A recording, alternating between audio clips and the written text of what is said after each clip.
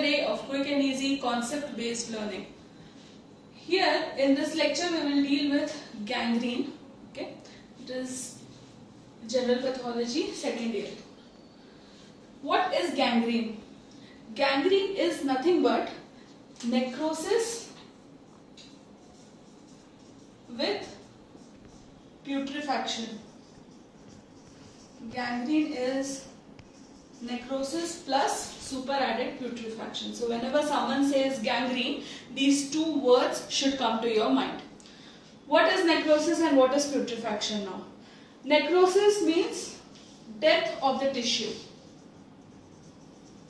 Death of the tissue. So the tissue is dead due to any reason. There are different types of necrosis that we know. Putrefaction is nothing but when there is decay in that tissue. Putrefaction is decay. So this decay is caused by certain microorganisms. So necrosis, the first event that occurs is the tissue that is involved is dead. Later, the dead tissue is decayed by the action of microorganisms. The most common type of, as we know, there are 5 different types of necrosis. But the most common type of necrosis that involves in gangrene is coagulative necrosis. Because gangrene mostly occurs due to the lack of blood supply. So, coagulative necrosis is the most common type of necrosis that is involved in gangrene. Now, one important thing here that you need to differentiate two terms. There is another term which is called as gangrenous inflammation. It is called as gangrenous inflammation.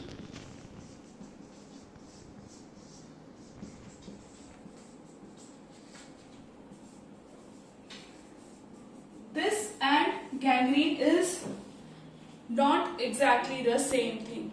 At the end result is same. That is, even in gangrenous or necrotizing inflammation also you will see death and decay of the tissue. But the way or the chronology is different.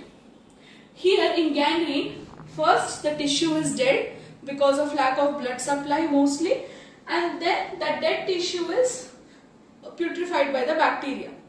But in gangrenous inflammation, first the primary event that is occurring is inflammation because of the bacteria.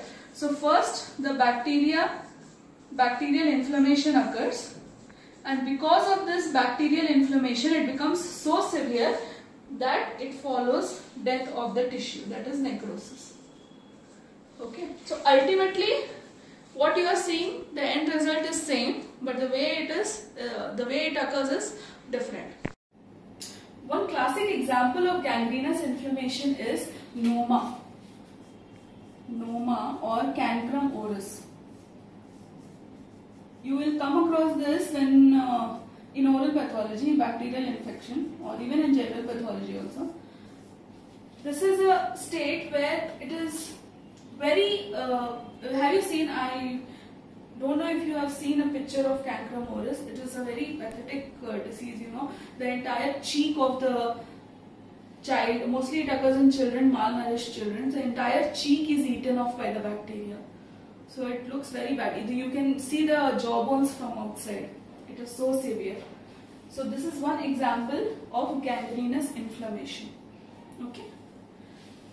Now, having said this, let us come to gangrene now, because that is our topic today. There are 3 types of gangrene. One is dry gangrene, wet gangrene, and gas gangrene. Gas gangrene is a special type of wet gangrene only. Dry, wet and gas gangrene.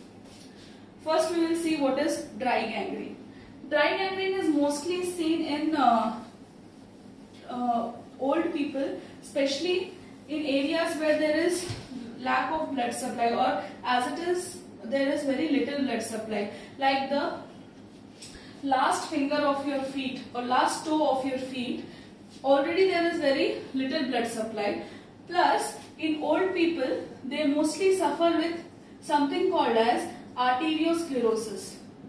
Arteriosclerosis is a disease where the blood vessels of the persons, they get calcified or sclerosed with increasing age and number of other factors also.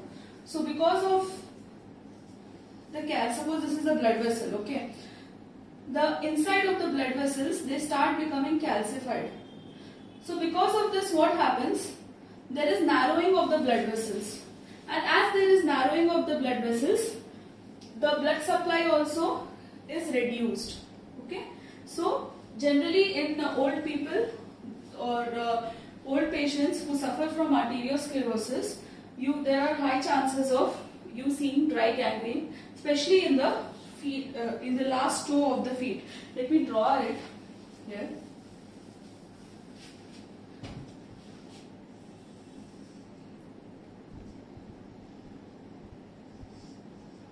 So this is the toe. I'm sorry for the horrible diagram that I'm drawing here. But I hope that you understand that this is the feet and this is the last toe. Okay. So these last toes, as it is, they have a very little blood supply, and especially when there is a person suffering from arteriosclerosis, the blood supply to this part is less. It is so less that even the bacteria is not able to survive there. Okay. So this entire part undergoes necrosis. Okay. So here the entire part is undergoing necrosis, and this so this is nothing but gangrene, and this gangrene extends up till a place where there is again optimum blood supply. So let us say from here there is optimum blood supply. So the gangrene is limited to this area. Okay. So this is the affected part with dry gangrene, and there is a clear line of separation, as you can see here. There is a clear line of separation which separates the gangrenous tissue from normal tissue. Okay. So clinically, how does this appear? Clinically, as I have shown here, it appears kind of like that only, that it is dry, because the name itself says it is dry. There is no blood supply, so it doesn't look healthy at all. It is dry, and it is shrunken also.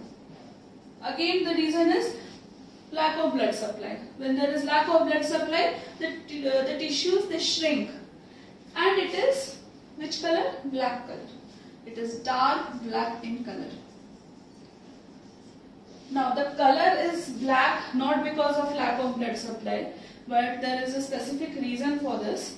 What happens here is the lack of blood supply is because of the RBCs which are present, they break down. So when these RBCs break down,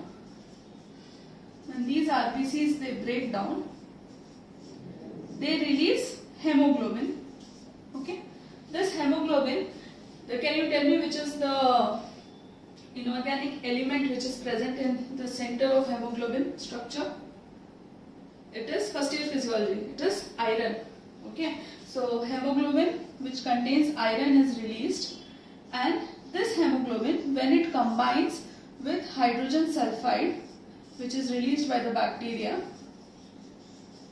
it leads to the formation of iron sulfide. Iron sulfide is black in color. Hence, clinically, the affected tissue appears black in color. Okay, so this is dry gangrene appearing clinically. Now let us see, if we take a tissue from here and see it under the microscope, how does it appear? So, not very clear thing. Excuse me. When you take a dead tissue and see it under the microscope, what will you see? You see necrosed tissues. The tissue outlines are histologically.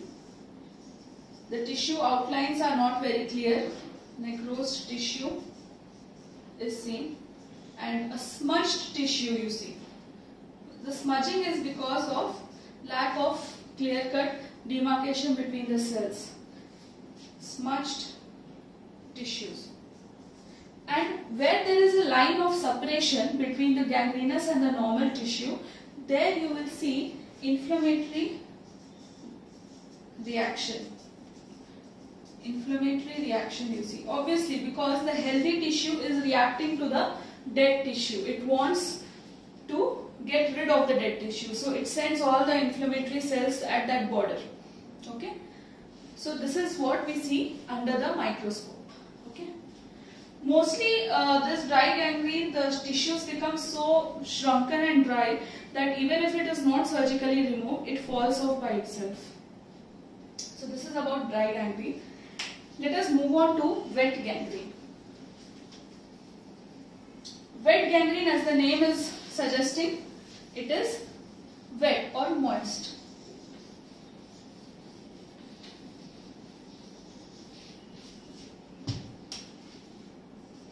Wet gangrene. Wet in English means moist. So it is called as wet gangrene because it occurs in the tissues which are naturally moist. So tissues in our body which are naturally moist, can you name some tissues? They are mouth. Your mouth is always lined by saliva, so it is moist. The bowel, because of so many enzymes and fluids. Then lungs, again because of the fluid, and cervix. Okay, so these are examples of some tissues which are moist, and generally they are more prone to wet gangrene. So what happens in wet gangrene? As opposed to dry gangrene, where there was blockage in arteries, here venous blockage is more commonly the reason for wet gangrene. So whichever organ is the vein is supplying, suppose there is a block in that vein. See this figure here. Suppose this is the lining of the stomach, okay, and this is the vein which is supplying the lining of the stomach. If there is a blockage here in this part, okay, so the blood flows normally here, but here the blood circulation does not take place properly, because of which there is accumulated blood here, and this part is stuffed with blood because it cannot move out of the organ because of the blockage. So this area which is stuffed with blood, they invite or favor the growth of microorganisms, and that will lead to wet gangrene. Okay, and as the bacteria come here and they invade these, they release toxins. These toxins, if they are absorbed by the body, can even produce some systemic manifestations like septicemia. Septicemia is nothing but the entire blood of the body is invaded by microorganisms. Okay. Here for juniors, emia, whenever you hear the word any word which has a suffix emia, it means blood. Okay.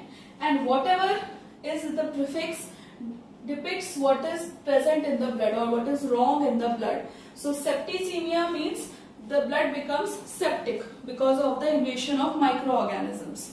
Okay. Similarly, there is one condition called as methemoglobinemia. So here what happens? The entire blood, there is accumulation of methemoglobin. Okay. So always remember this. Emia means blood. It denotes the blood. So wet gangrene is more dangerous than dry gangrene, because dry gangrene is only localized to one particular area, and that area, even though it is not surgically removed, it falls off by itself. But can you see here what is the prognosis?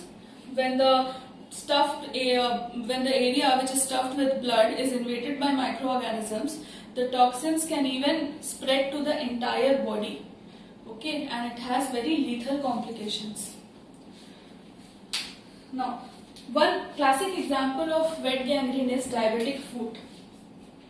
In diabetic foot, the it, as the name itself is suggesting, it is occurring in the patients.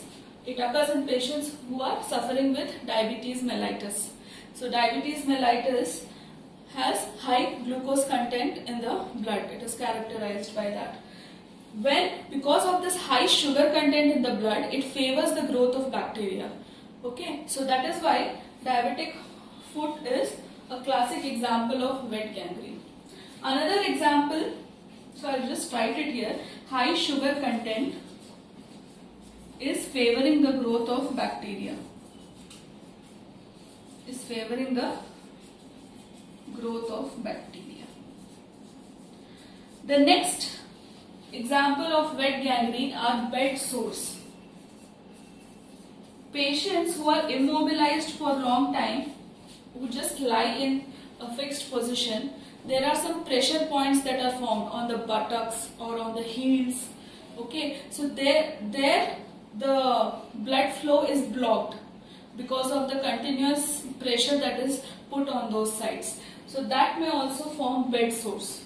So that particular area becomes inflamed and gangrenous. So this is wet gangrene. Now, when you one important thing that and difference between dry and wet gangrene is that here, as you saw a distinct line of separation in dry gangrene, you don't see that in wet gangrene because it is spreading. It's spreading in the body. Okay, so there is no distinct line of separation that you see. No distinct line of separation. Very important.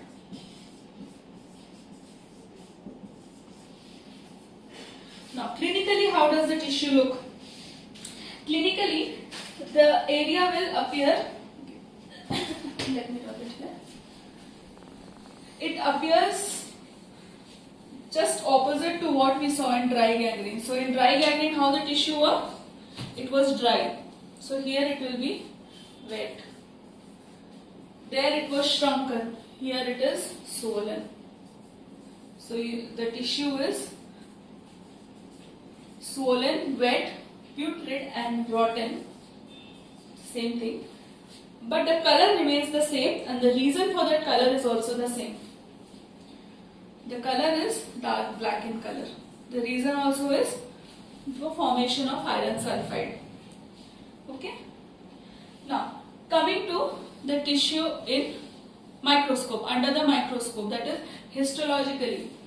Histologically, how do you see this?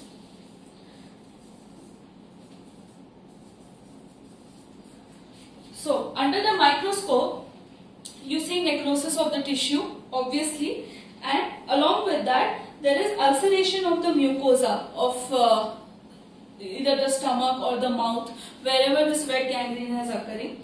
There is ulceration of mucosa and ulceration, and you see inflammatory reaction. See, inflammatory reaction is a very common thing that you see both in dry and wet gangrene because the body is continuously trying to fight off this disease or this lesion. Okay, so that is why inflammatory reaction is a constant feature that you see. But again, because there is no distinct line of separation seen clinically, it is also not seen histologically. Okay, so this is about wet gangrene. Now, let us move on to next one, that is gas gangrene. Gas gangrene is a specialized form of wet gangrene only. Okay, it is a specialized form of wet gangrene. Why is it special? Because of the production of gas. Okay, so we see gas inside the affected tissue. Where is this gas coming from? This gas comes from the bacteria which produces gas. Gas forming bacteria. That is nothing but Clostridia. It is Clostridia. Clostridia is the bacteria which produces gas. This Clostridia is gram-positive anaerobic bacteria. Okay. So, other features are same as seen in wet gangrene. That is, the toxins that are produced by the Clostridia, when they are absorbed systemically, it may produce systemic manifestations as we saw in wet gangrene.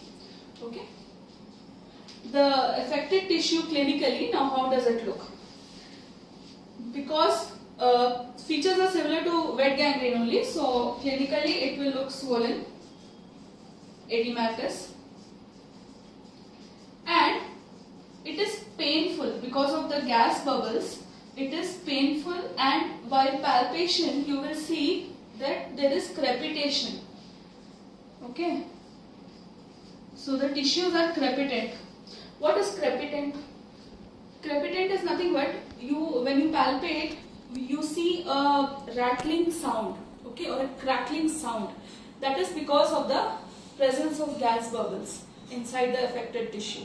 So these two are some extra features because that is present in gas gangrene due to the production of gas. Okay. Otherwise, the tissue looks swollen and edematous only. Now you'll ask me, why does this gas forming bacteria come from, or where does this come from? Okay. So mostly the tissues which are affected here are the contaminated wounds, open contaminated wounds.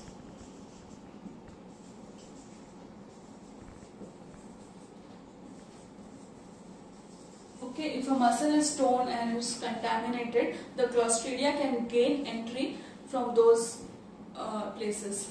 Or in another scenario, it can occur in the colon when there is infection in the colon, because colon contains these bacteria normally also. So when there is infection in the colon, that can also produce Clostridia. So in these two cases, you see a special form that is called as gas gangrene. Microscopically, there is nothing great that you see except for the necrosis is coagulative type of necrosis. Okay, that is common only. We know that the type of necrosis which involves in gangrene is coagulative necrosis. And also, so then how to differentiate? The differentiating factor is you need to do a gram staining. When you do gram staining, if you see gram-positive anaerobic bacteria, which looks like so, you can say that this is gas gangrene because they are identified as Clostridia. So along with coagulative necrosis, you see gram-positive bacilli in the tissue, right? So this is about the gas gangrene. Along with this, you see inflammation, and those are again the constant features. Okay, these need not be said again and again. Only the special feature is the presence of gram-positive bacilli that we see in the tissues. So this completes gangrene. It is a very small topic, but at the same time very important one. Okay, probably it can be asked for 4 marks or 5 marks, short answers, and a very important viva question as well. Please check out the key takeaways that are present in the end of the video. This will act as a ready reckoner for your exams. Okay. So if you like my video, please like, share and comment, and don't forget to subscribe to my channel. Thank you. All the best.